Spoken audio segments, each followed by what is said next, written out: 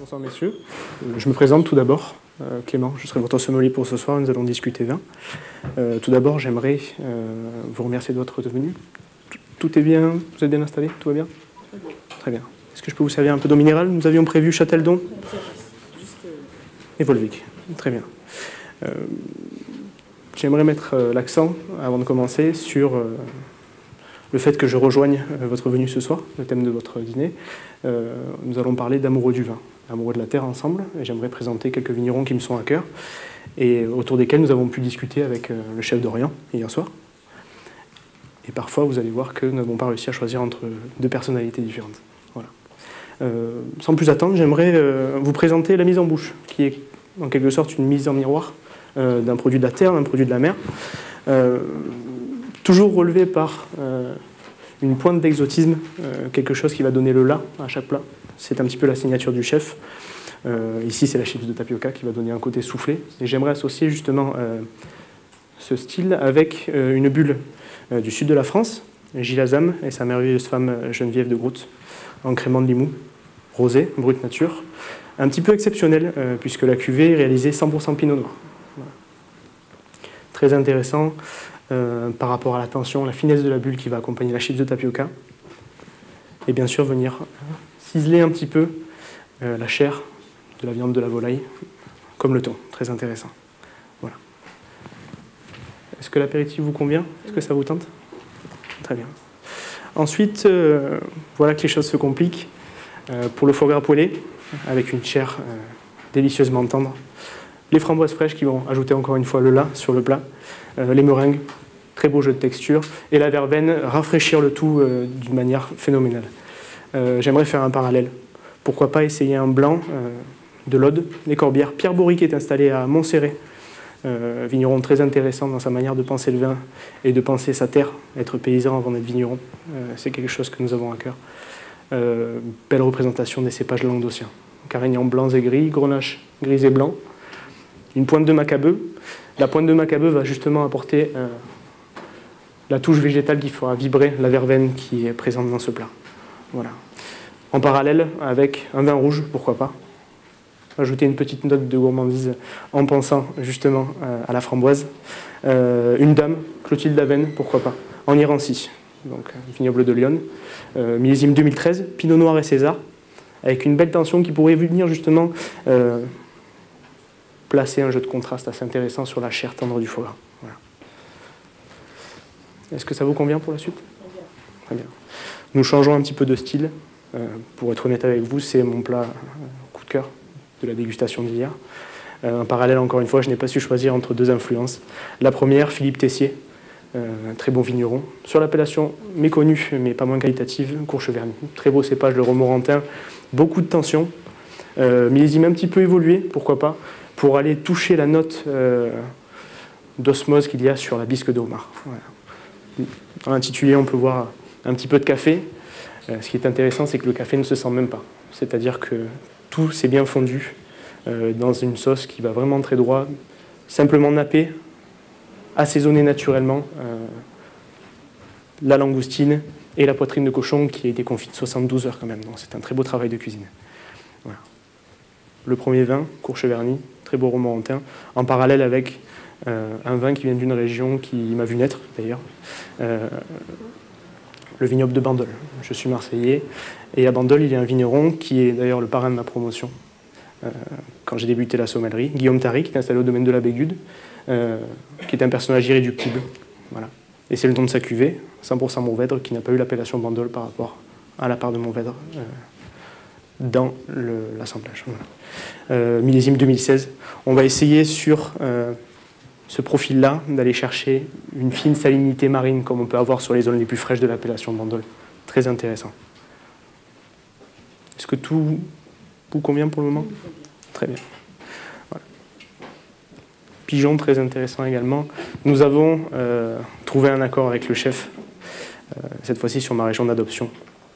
Le pigeon travaille en deux façons. Le suprême, simplement rôti, assez tendre. Vous gardez l'identité de la viande, cette chair juteuse qui est très agréable sur le pigeon. Et la cuisse, cuite en croquette justement pour ajouter un très beau jeu de texture assez intéressant. Voilà. Nous avions pensé à la pointe d'ail noir qui justement va donner le là encore une fois sur ces plats-ci. Une vision des choses qui est assez méconnue en Occident, qui s'appelle l'umami, la 5e saveur. Vous me direz assez vaste comme sujet, mais c'est une sensation de bien-être qui est capitale quand on s'assoit à une table. Et j'espère qu'avec le vin que je vous sers, je vous apporterai tout ce qu'il faut. Encore une fois, le nom de la cuvée, Tozzo Kekal. Marc Pénavert, belle appellation de Fronton. Vignoble historique de Toulouse, ma région d'adoption, encore une fois. La jolie négrette, tendresse, avec une évolution dans la fleur de l'âge, justement, millésime 2010, un petit peu évolué, pour toucher la note d'épices et l'influence légèrement orientale qui vient traverser le plat du chef. Voilà.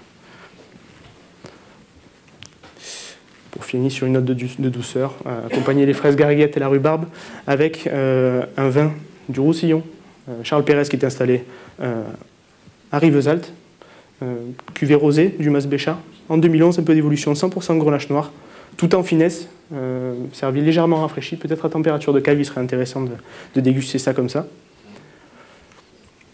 Ou bien, un parallèle encore une fois, si vous désirez faire une petite pause dans les vins avant la séquence digestive, les jardins de l'Ermitage qui proposent un thé glacé, citron vert basilic, ça pourrait peut-être remettre les palais à zéro avant de plus amples discussions. Voilà. I'm sorry, I don't speak very well French, so I didn't understand. So can you just explain me what's the last wine you suggest us and where does it come from? The fortified wine, so the wine from Rivesaltes is a fortified wine. We just stopped the fermentation during the process by adding neutral alcohol to keep the natural amount of sugar in the wine. Right. Essentially made of black grenache, and the winemaker is called Charles Pérez. 2011 for the vintage. Voilà. Je reviens peut-être vers vous un peu plus tard pour les cafés. Nous travaillons avec la maison Baquier, qui est juste en face du marché Victor Hugo, à Toulouse. Costa Rica, un profil un peu plus fruité. Ou le Brésil, si vous désirez un café corsé. Voilà. Et ensuite, pour les digestifs, une eau de vie blanche, une eau de vie brune peut-être. Donc, pour l'eau de vie blanche, un très beau marc d'abricot de la maison distillerie du Petit Grain, à Saint-Jean-de-Minervois, dans l'Aude. Et le style Pale and Dry, comme on l'aime beaucoup, chez Delamain, en cognac à Jarnac, spécialiste de grande champagne. Voilà. Est-ce que vous avez des souhaits particuliers pour ce soir, avant que nous commencions la dégustation et le repas? Non. Tout va bien? On compte sur vous. Je vous souhaite une excellente dégustation. Merci. Et à plus tard. Merci beaucoup. Bonjour. Bonjour.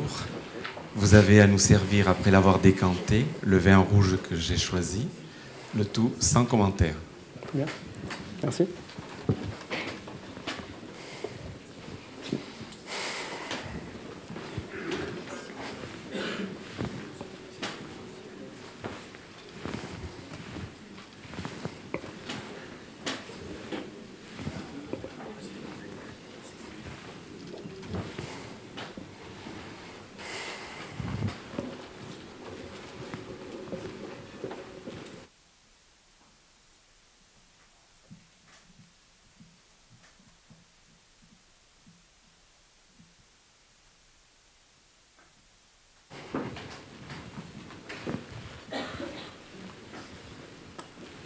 Je vous en prie, madame.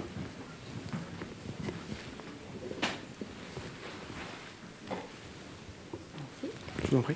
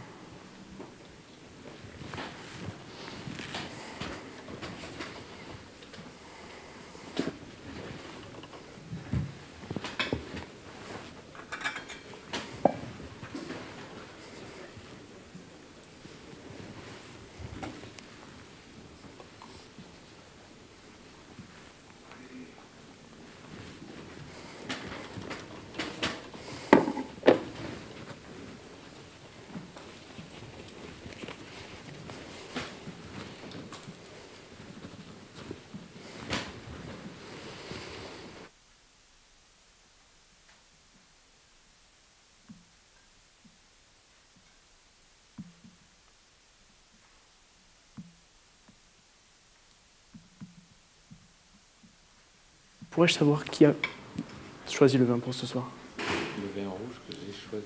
Très bien.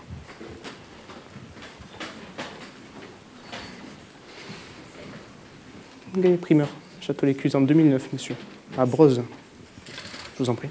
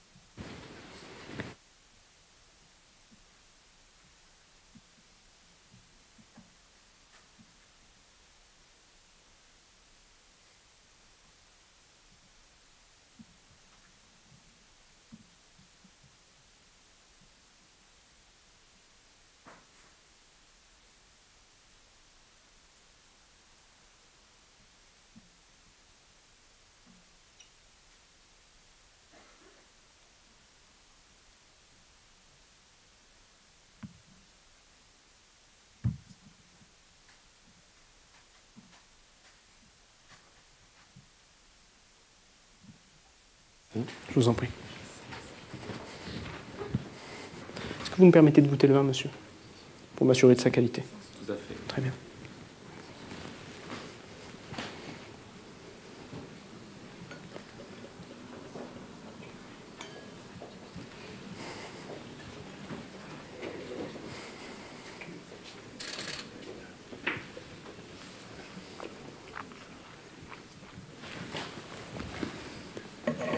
Un excellent choix, monsieur.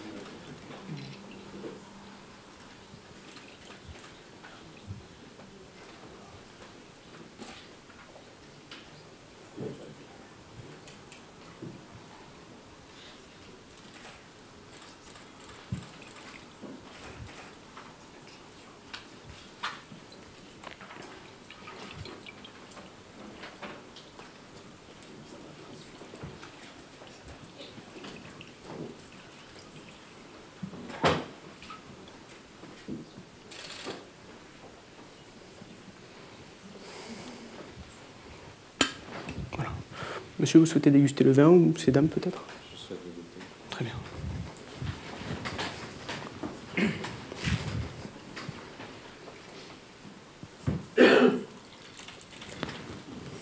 Je vous en prie.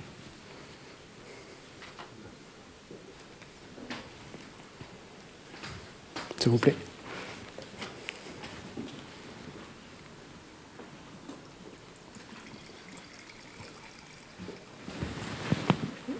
Je vous en prie, madame.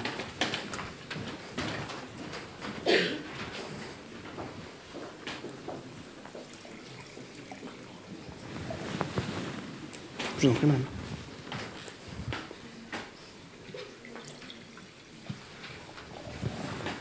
Avec plaisir, monsieur.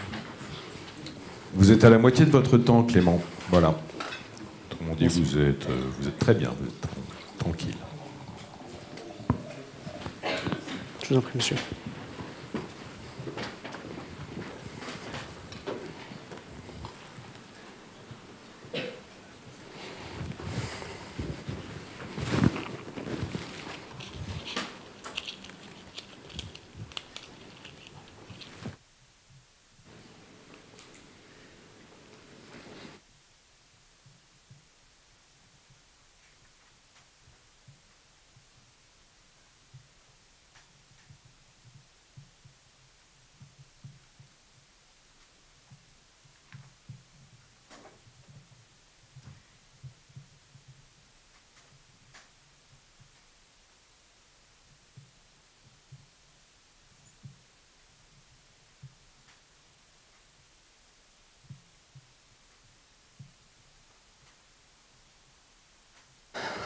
Une excellente dégustation, mesdames, messieurs.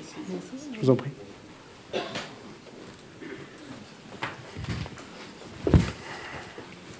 Bonjour, messieurs. Vous permettez?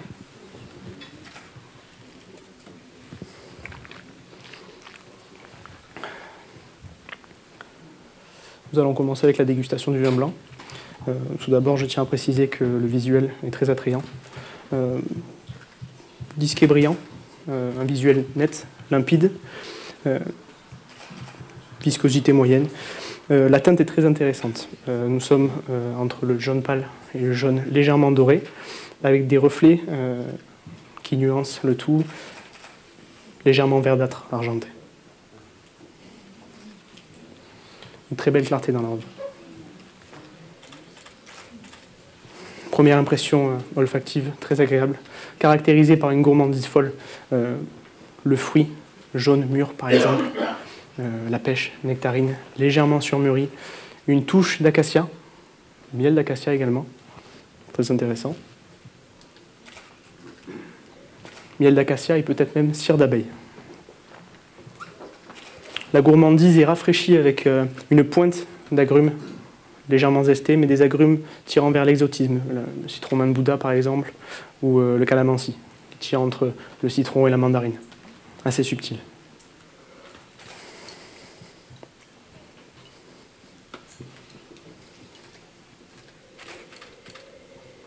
Après oxygénation, le vin se dirige vers un profil un petit peu plus pur, avec une confirmation de ce qu'on a eu au premier nez, c'est-à-dire un fruit jaune mûr et quelques notes d'agrumes. Le miel d'acacia s'est un petit peu estompé, mais je trouve qu'on affine un petit peu les traits du vin et ça paraît très agréable. On peut désormais penser à un carafage très léger pour apprécier, pourquoi pas, un caractère un peu plus sur la pureté du vin.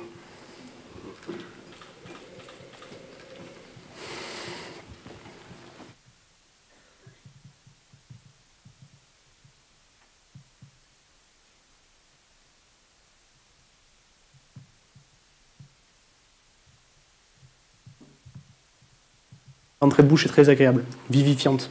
On est tout de suite pris par l'acidité structurante du vin, qui le rend très longiligne, avec un milieu de bouche qui se déroule là soudain sur une image très agréable, comme une sensation, une densité du jus qui est très intéressante, qui va venir pigmenter la bouche, qui nous fait tout de suite penser à des accords. Quand on pense à la rétro-olfaction, on confirme ce qu'on a eu à l'olfaction. Ce fruit jaune mûr très gourmand.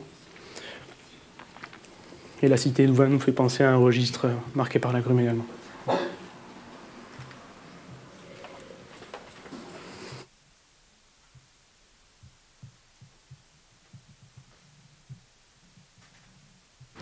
Il faut aussi noter peut-être une présence de sucre résiduel au niveau de la bouche, ce qui ajoute beaucoup de gourmandise. Bel équilibre, belle harmonie entre les sucres et l'acidité structurante. Une finale très agréable avec de très fins amers. Et l'acidité qui dure, et qui vient justement donner beaucoup de longueur à ce vin. Persistance aromatique très agréable. 5 à 6 caudalie. Pour la garde, j'apprécierais ce vin dès à présent. J'aimerais voir, au vu de son potentiel de fraîcheur, ce vin, pourquoi pas, dans 4 à 5 ans. Sous un autre profil, je pense qu'il va tirer vers le confit, un peu plus de gourmandise encore. J'espère qu'il gardera sa fraîcheur.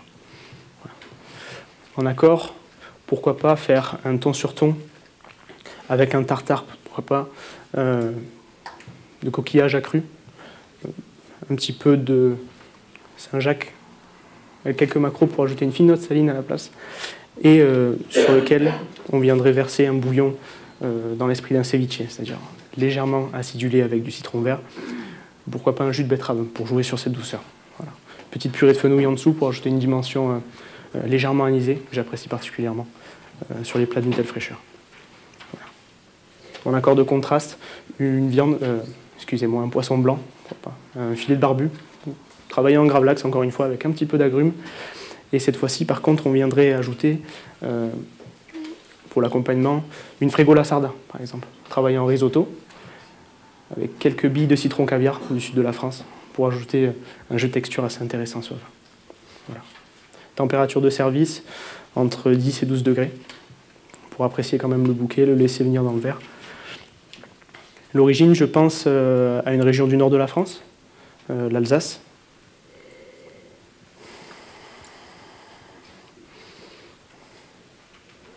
Un joli Riesling sur les terroirs de schiste. Pourquoi pas, je ne m'avancerai pas à prononcer un grand cru en particulier, ou un lieu-dit tout simplement.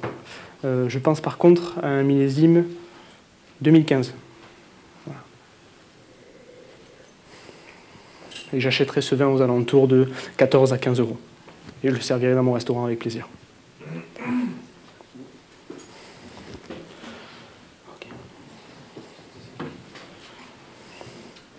Pour le vin rouge, nous sommes en présence d'un vin clair, limpide, le disque est brillant. On identifiera la robe à un grenat plutôt sombre, nuancé par des reflets légèrement violacés à rose. Belle viscosité, les larmes sont légèrement colorées, peut-être signe d'une belle extraction.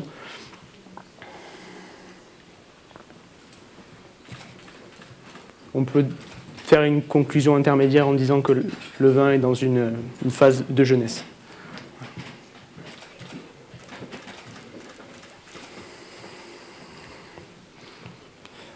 Le premier nez est très joli, belle complexité, bel équilibre entre une touche de fruits noirs mûrs comme le cassis ou la mûre, une pointe d'épices et peut-être une méthode de vinification particulière quand on a un fruit assez enivrant comme ça, explosif si j'ose dire. Peut-être une macération semi-carbonique sur un des cépages de l'assemblage.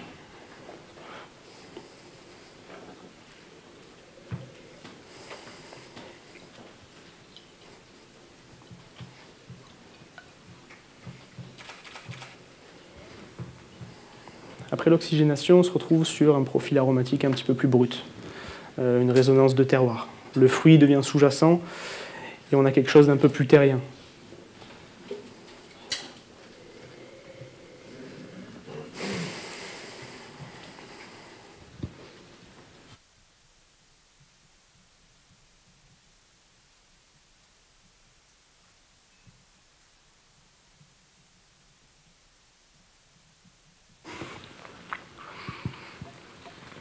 En bouche, l'attaque est franche. Dès l'entrée de bouche, on est caractérisé par une amplitude tannique très agréable qui va venir encadrer un petit peu un jus assez fougueux.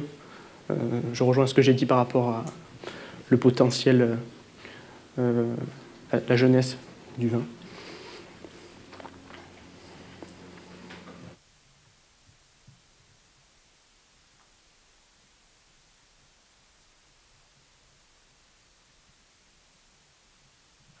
Le milieu de bouche est très fluide.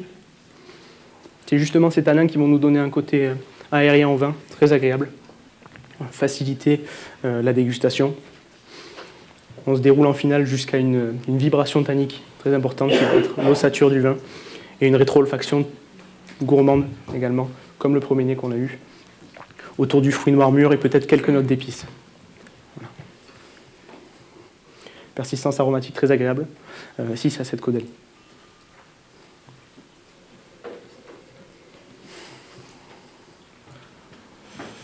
J'apprécierais ce vin dès à présent, par rapport à l'agencement des tanins, la gourmandise du fruit et la pointe d'acidité qui nous mène tout le long de la dégustation. J'aimerais garder ce vin aussi pour le voir sur un tout autre jour, 5 à 7 ans cette fois-ci.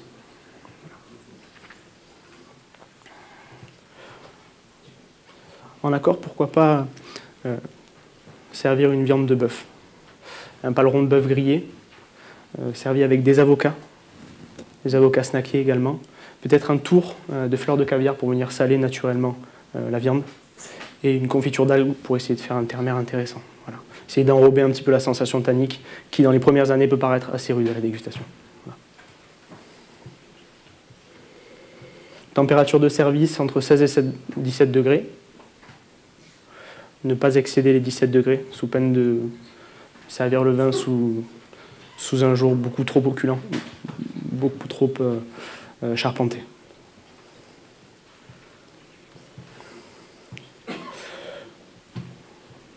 L'origine, je penserais à une région du sud de la France, une appellation Corbière par exemple, en assemblage Grenache Syrah Carignan, avec les Carignans peut-être travaillés justement en semi-carbonique. Millésime relativement jeune également, millésime 2015.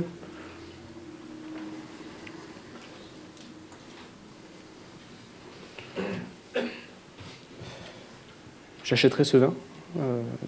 Pourquoi pas l'intégrer dans un accord mets et vins au restaurant et en garder une certaine partie au chaud dans la cave, façon de parler bien sûr, pour le découvrir sous de nouveaux jours dans 5 à 7 ans. Si j'ai la patience bien sûr. Voilà. Prix d'achat entre 12 et 13 euros.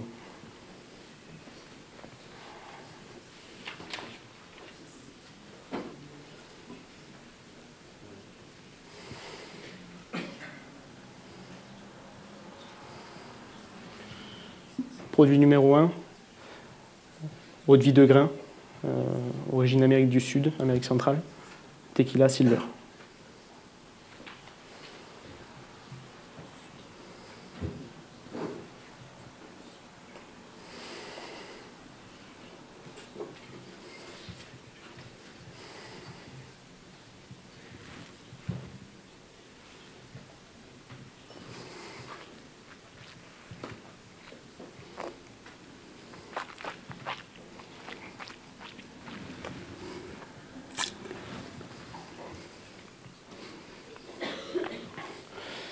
Produit numéro 2, apéritif à base d'alcool.